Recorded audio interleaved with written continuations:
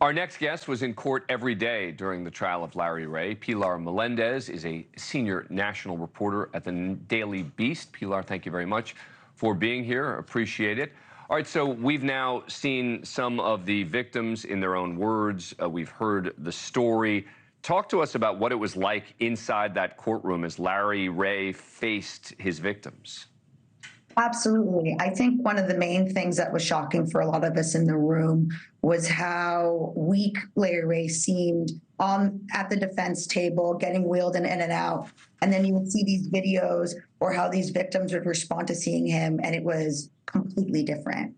These videos are extremely harrowing. They showed him being very aggressive and loud and horrible. And these witnesses would come in and not be able to look at him, looked terrified. And then you would see him at the defense table, and he looked like a little old man. So it was very jarring. Let me play another one of those videos. This is number 2, where he's demanding confessions from his victims for crimes that they never committed. Are you making this by your own free will? Yes. Anybody pay you? No. Anybody threaten you? No. I came up inside you 4 times. I brought poison each time. What'd you bring? I brought mercury, cyanide, and arsenic.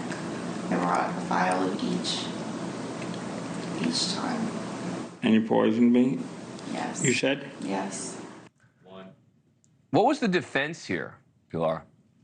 Yeah, so the defense was basically saying that these witnesses, these students were making up stories, that they were telling this grand lie, and that they actually manipulated Larry into believing some of these stories, and that he truly believed that he was being poisoned or that they did these crimes, and they were the grand masterminds here. But what about the physical abuse that was on video? How does he defend that?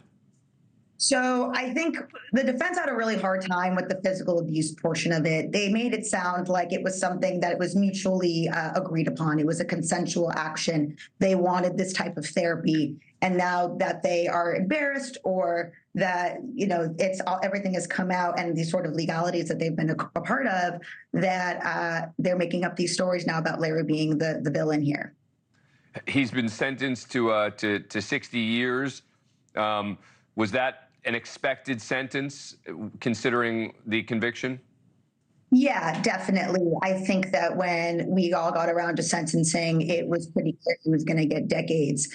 I know that his defense team were pushing really hard for less than that, given his age and his ailments during the trial and afterwards. But it seemed pretty likely that he was going to get a sentence that would let him stay in jail for the rest of his life. Thank you for watching. Go to NewsNationNow.com to find NewsNation on your cable provider.